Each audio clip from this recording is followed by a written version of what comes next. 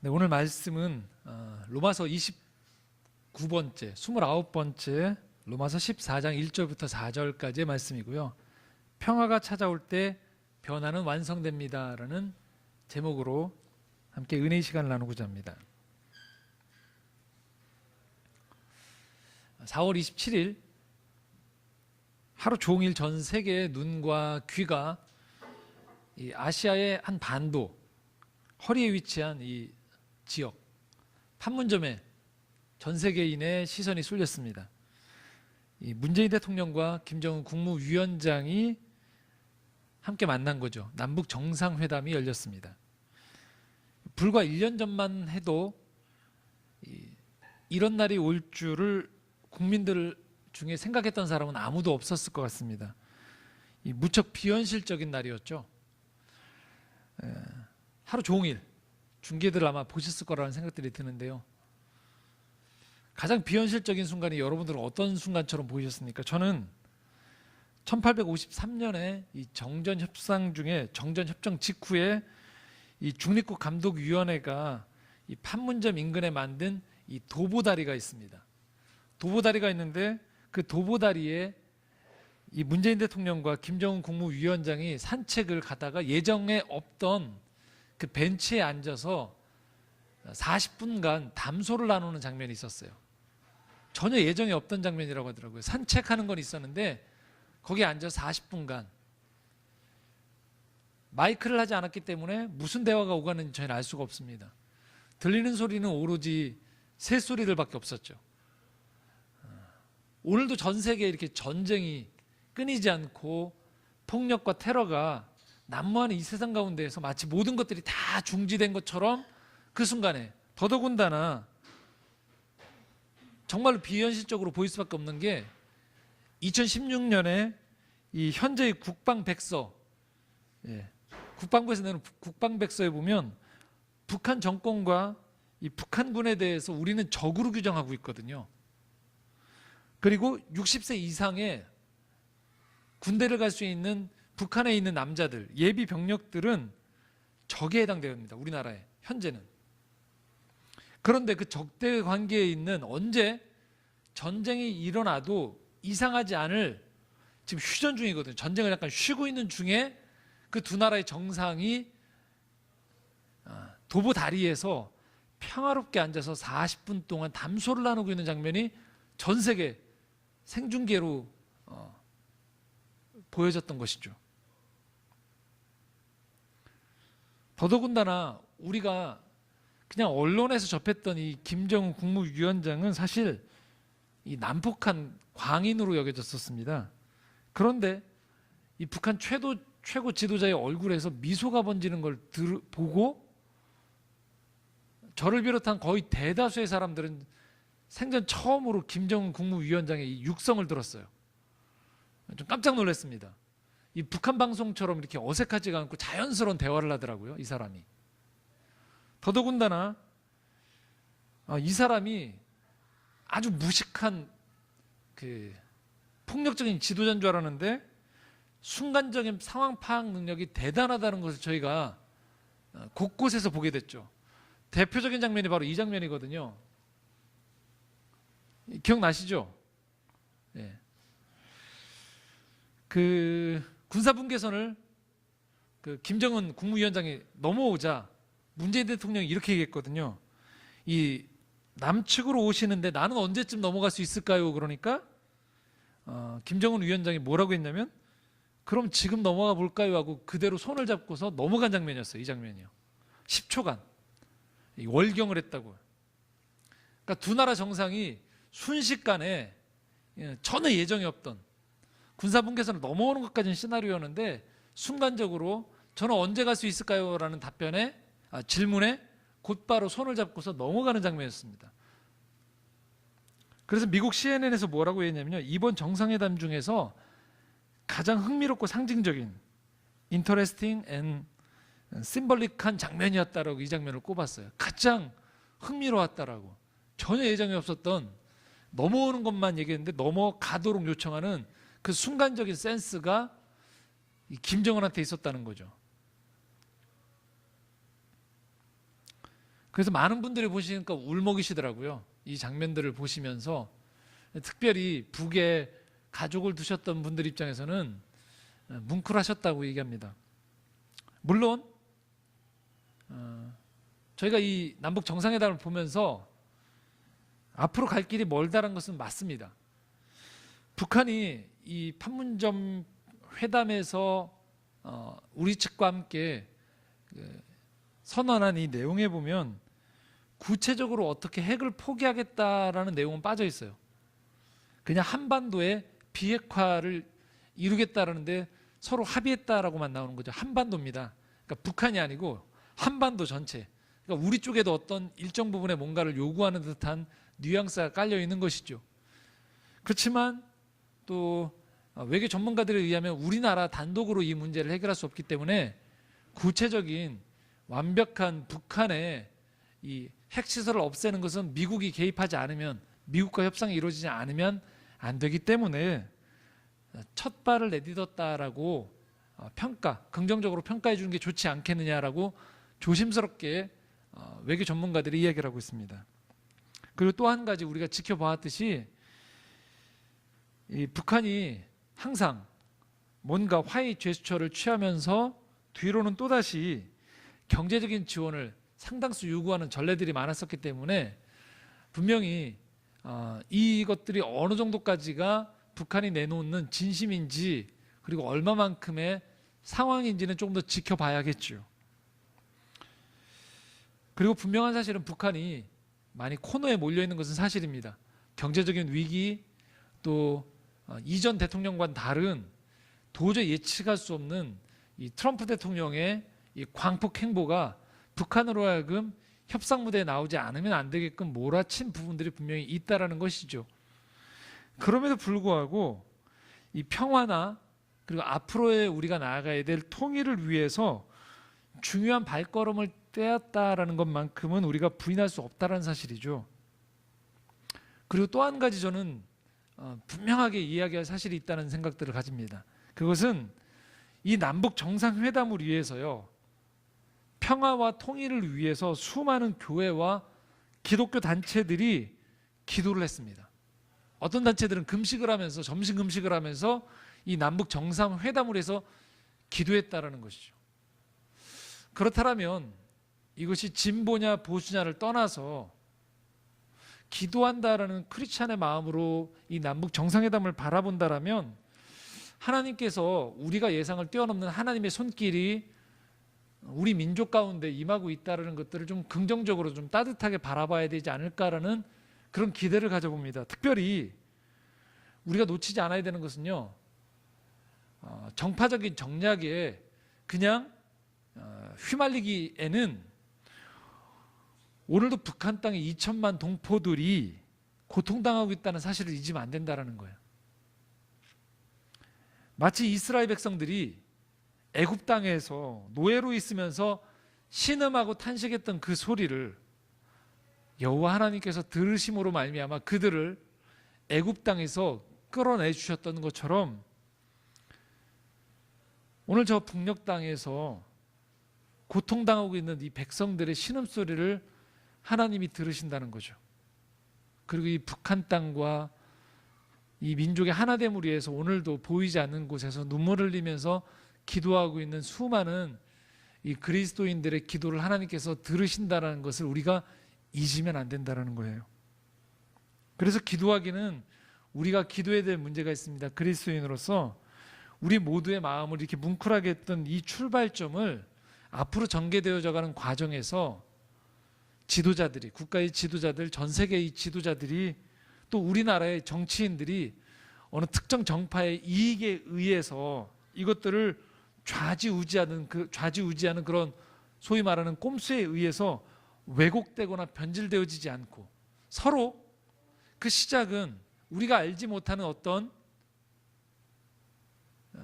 현실적인 판단 때문에 비록 위장된 쇼처럼 보이는 상황일지 모르지만 항상 하나님은 사람의 계획을 뛰어넘어서 일을 이루시는 분은 여호와라는 고백이 있듯이 우리의 이런 사사로운 노력이나 이 시각들 하나하나가 엮어져서 마침내 우리의 생각을 뛰어넘는 하나님의 일하심이 마침내 이 한반도 땅에 평화를 가져올 수 있기를 우리가 바라고 기도해야 되지 않을까 싶습니다. 분명한 사실 한 가지가 있습니다. 그것은 우리가 살아오면서요, 평화를 위해서 일해본 사람들은 분명히 아는 사실이 한 가지 있어요. 그것은 살아오면서요, 편이 나눠지긴 쉽다는 거예요. 싸우긴 쉬워요. 그렇지만 나눠졌던 것들을 합치게 하기 위한 과정들, 갈등을 조종하는 것들, 그것이 한 방향으로 향하기 위해서 평화를 노력하는 사람들의 수고가 얼마나 어려운지를 함께 일해본 사람들, 하나된 마음으로 일하기 위해서 수고해보고 눈물 흘려본 사람들은 평화를 위해서 일한다는 것, 화평함을 위해서, 하나됨을 위해서 일한다는 게 얼마나 어려운지를 잘 안다는 거예요. 그래서 우리 삶에서도 갈등을 위해서 이 화해하는 길, 평화로 이루는 길, 그것이 가족 간의 관계든 친구 간의 관계든 어떤 선한 일을 위해서 모였던 단체의 일이든 종종, 아니 너무나도 빈번하게 분열되어지고 갈라지고 틈새가 일어나는 일들이 너무나도 벌어질 수밖에 없는 이 현실 속에서 우리는 하나님이 우리를 평화로 부르셨다는 것, 하나됨으로 부르셨다는 것을 잊지 않아야 된다는 거예요. 포기하지 않아야 됩니다. 결코 하나됨을 포기하지 않아야 되는 이유는 다름 아닌 우리가 믿는 하나님이요, 화평함, 평화의 하나님이시기 때문에 그렇습니다. 마태복음 5장 9절은 오늘 우리에게 이렇게 말씀하고 있습니다. 함께 읽겠습니다. 화평하게 하는 자는 복이 있나니 그들이 하나님의 아들이라 일컬음을 받을 것이며. 화평하게 하는 자. 오늘도 이 땅 살아가면서 끊임없이 분열되어지고 다투는 가족 간의 관계, 직장의 문제, 이 사회의 문제, 교회의 문제 속에서 그 분열된 것들을 누군가는 마음 아파하고 뭐 사는 게 다 그런 거지, 미워하고 편가르게 해서 너는 어느 편이야 라고 묻지 않고 그 자체, 쪼개진 자체를 보면서 마음 아파하는 사람들. 그래서 이것이 분열된 것들이 틈새가 메워지기를 위해서 애쓰는 사람들, 힘쓰는 사람들, 기도하는 사람들, 화해의 손을 내미는 사람들을 하나님은 하나님의 아들, 자녀다라고 불러주신다는 거예요. 아무리 우리가 성경에 대한 지식이 많아도, 그리고 갈등 관계에서 내가 하는 말이 다 맞아도, 만약에 나 때문에 그곳에 분열이 일어나고 갈등의 원인 제공을 만약에 내가 하고 있다라면 우리는 이 말씀을 되새겨 보아야 한다는 것이죠.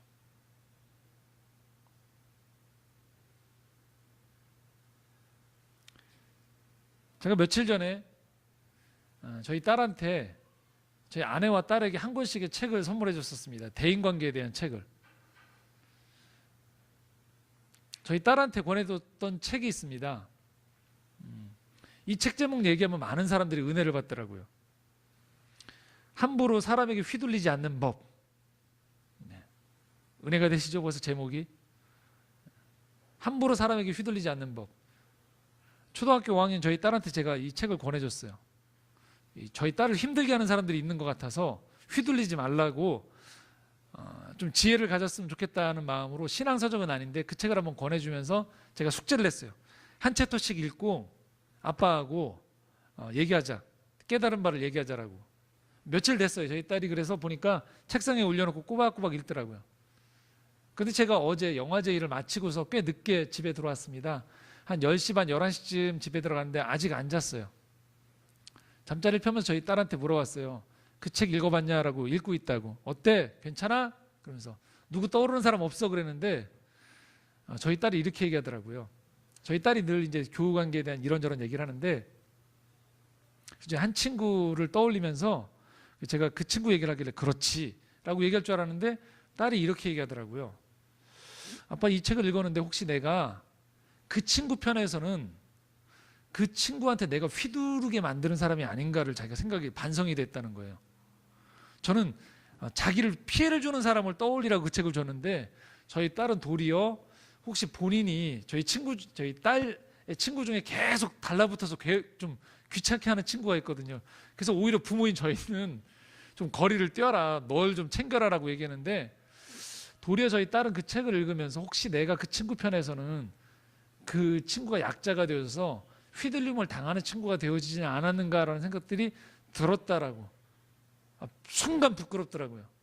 목사님 저도 생각 못했던 생각을 초등학교 5학년 저희 딸이 내가 도리어 그 친구한테는 그렇게 휘두르는 존재가 되어지지 않은가라는 생각들이 들었다라고 해서 딸한테 얘기는 하지 않았지만 마음속으로 좀 부끄러웠었어요. 갈등의 자리에서 우린 보통 내가 맞다고 주장하는 문제 앞에서 이런 생각을 하기 쉽거든요. 누가 맞는가?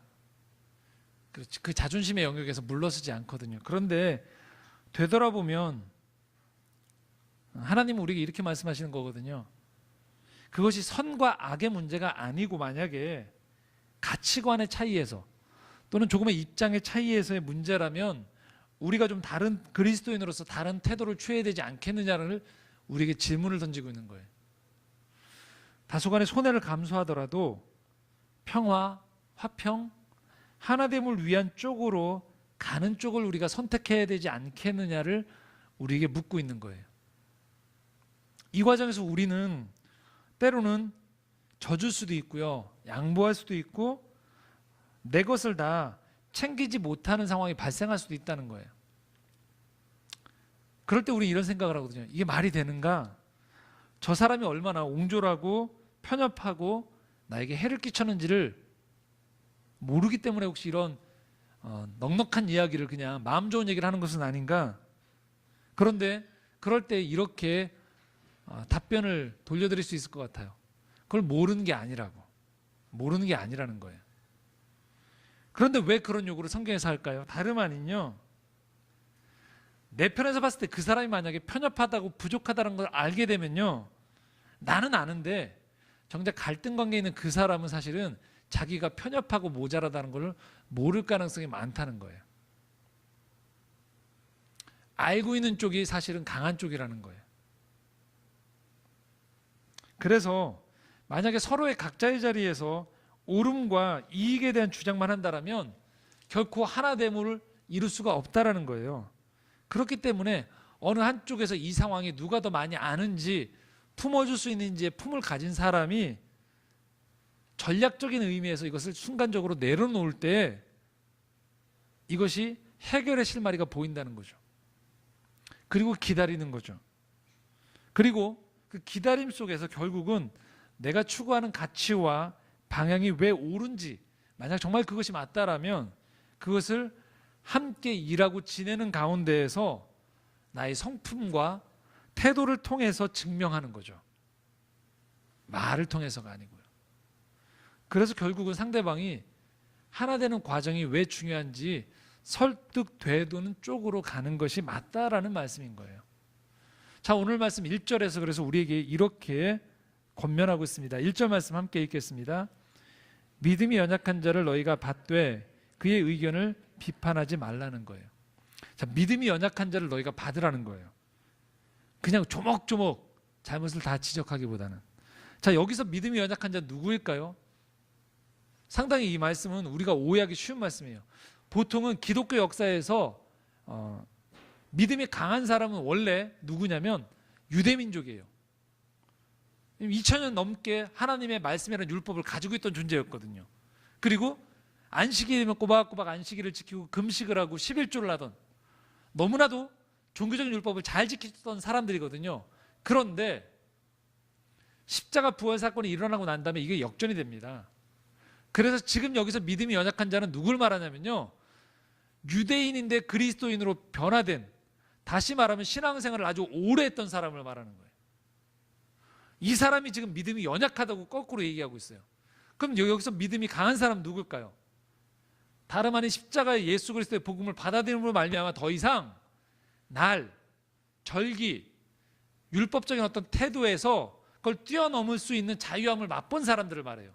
그러니까 전에는 유대인에게 핍박받고 천대받던 이방인들이 십자가의 부활을 받아들이고 난 다음에, 그러니까 유대인 편에서 봤을 땐 저 사람들은 초신자예요.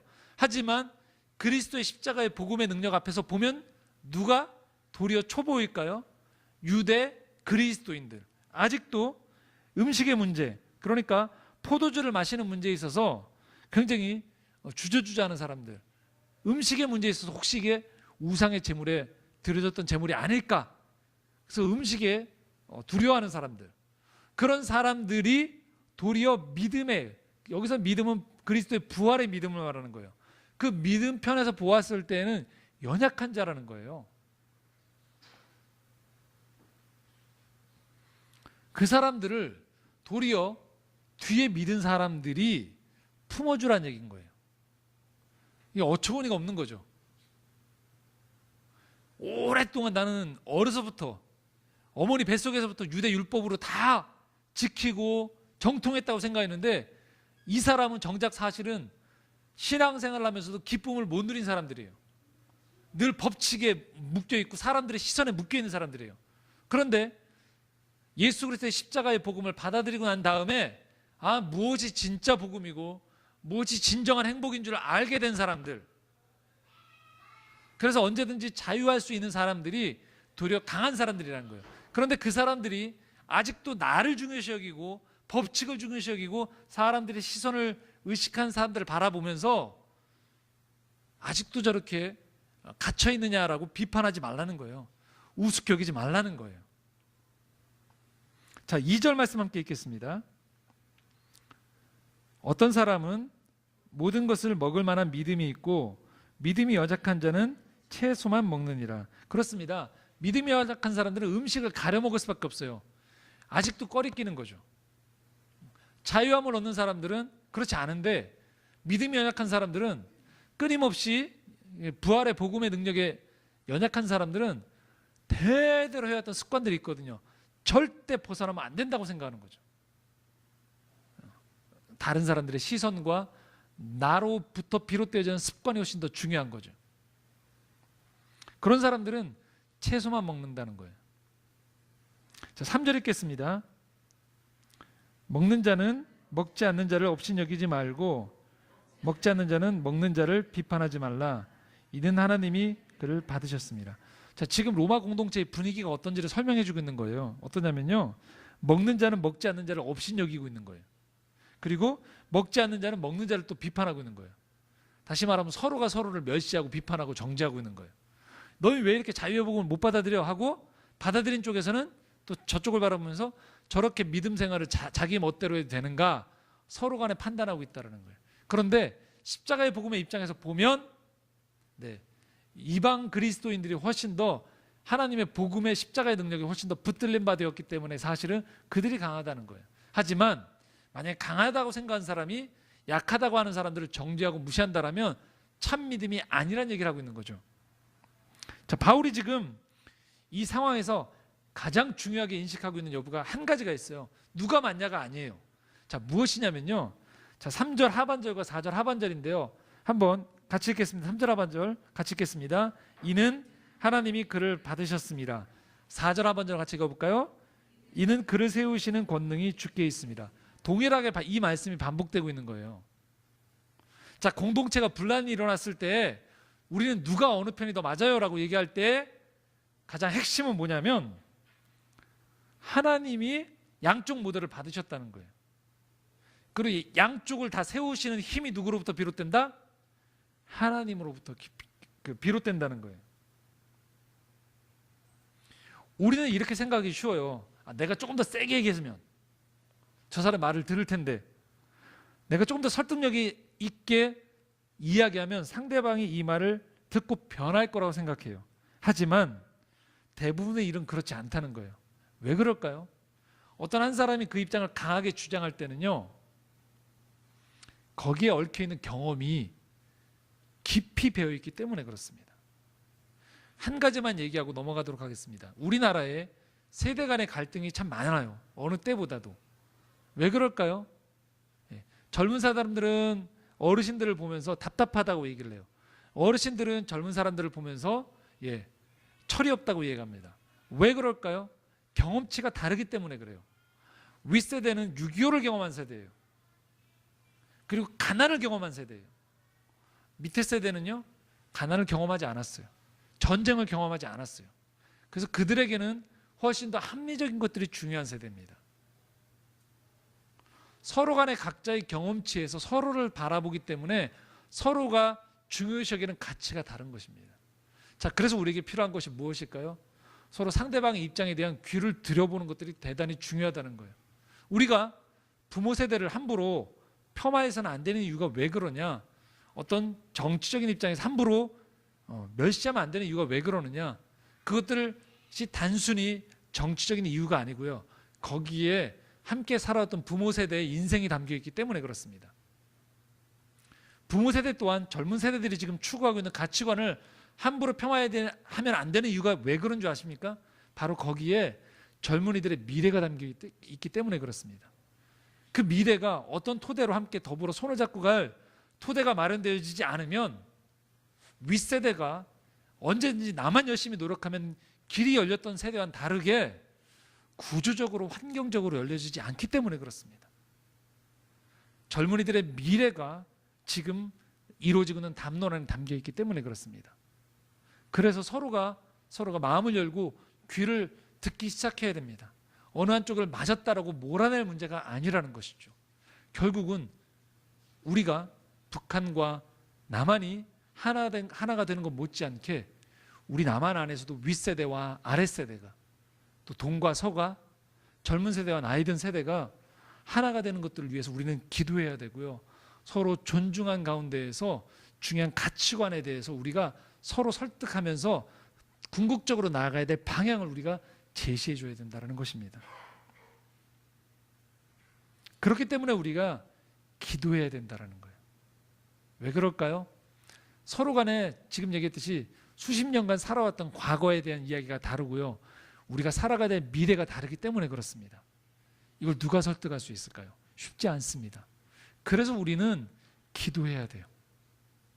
서로 간의 마음이 녹여질 수 있도록 기도해야 됩니다. 우리가 이곳에서는 내 입장이 중요하기 때문에 얼굴 색깔을 바꾸고 이 입장이 맞다고 얘기하지만 돌아보면 우리가 다른 장소에 가면 그곳의 논리 속에서 사실 나의 이익 때문에 내가 말을 바꾸는 적들이 한두 번씩은 다 경험을 해보셨을 거라는 것이죠. 그래서 우리 안에는 누구나 다 내 실존에 대한 불안이 존재하고요. 그리고 내가 무시당하지 않는 것들에 대한 존중감에 대한 욕구가 누구나 다 있다라는 것입니다. 그렇기 때문에 우리 스스로의 마음을 움직여서 궁극적으로 우리가 가야 되는 가치로운 방향으로 갈 수 있는 힘은 인간의 말에 의해 설득당하지 않는다라는 거예요. 하나님께서 우리 마음 가운데 긍휼함과 이것이 왜 중요한지에 대한 방향을 보여주실 때, 그 비전을 보여주실 때 우리는 비로소 마음의 문을 열 수 있다는 것이죠. 그리고 우리가 그렇게 마음의 문을 열듯이 상대방을 위해서도 우리가 함께 기도해야 됩니다. 그저 상대방을 향해서 욕하고 비난하고 정죄하는 것을 넘어서서 만약에 꼭 가야 되는 그 길이 하나이고 가치로운 길이라면 그 상대방의 마음을 위해서 함께 우리가 기도해 줘야 된다는 것입니다. 그것이 바로 하나님이 받으시는 것, 하나님이 세우시는 권능이 하나님께로부터 비롯된다는 것에 대한 우리 신앙으로서의 고백이라는 거죠. 그리고 궁극적으로 우리가 계속 지금 몇 주가 나누듯이 이 변화의 끝이 어디로 가야 되느냐? 한쪽 편의 승리가 아니라는 거예요. 하나가 되어져서 우리에게 평화가 찾아오는 것, 그것이 궁극적으로 하나님이 이야기하시는 이 땅 안에서의 평화입니다. 사자와 어린 양이 뛰놀고 어린아이가 독사굴에 손을 넣어도 물리지 않는 그곳, 그것이 바로 평화로운 것이고 그것이 하나님 나라입니다. 하나님은 오늘도 우리 그리스도인들에게 이 땅 살아가면서 그렇게 평화를 이루어가는 존재로 살아가도록 요청하신다는 것이에요. 말씀을 정리해 보겠습니다. 오늘도 세상은 평화를 갈망합니다. 그러나 인간의 탐욕과 어느 집단적인 이기적인 논리들, 또 펀더멘탈리즘이라고 하는 근본주의 원리에 의해서 서로 간의 갈등 속에서 차마 그 벽을 넘지 못하는 것이 오늘 우리가 바라보고 있는 이 세계입니다. 세계의 역사이기도 하고요. 평화를 이야기하지만 끊임없는 분열 속에, 다툼 속에 살아가는 것이 오늘 현실의 우리들입니다. 우리 개인적인 관계들 마찬가지죠.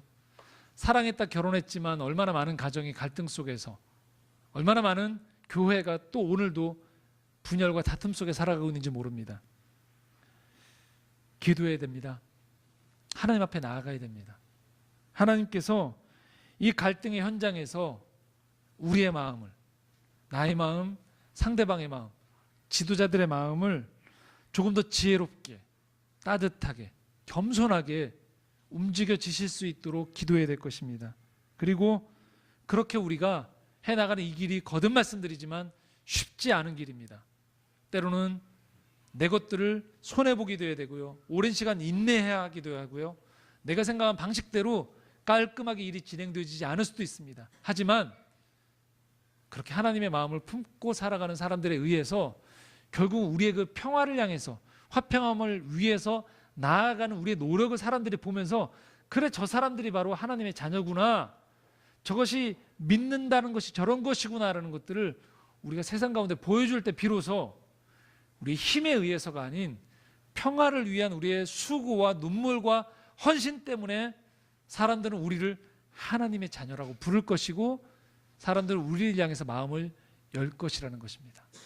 바라기는 여러분이 혹시라도 지금 얽혀있는 관계들, 가정, 직장, 또 여러분이 속해 있는 사회 속에서 일등의 이 갈등의 고리를 풀어나갈 수 있는 하나님의 자녀가 되시기를 간절히 소망합니다. 함께 기도하시겠습니다.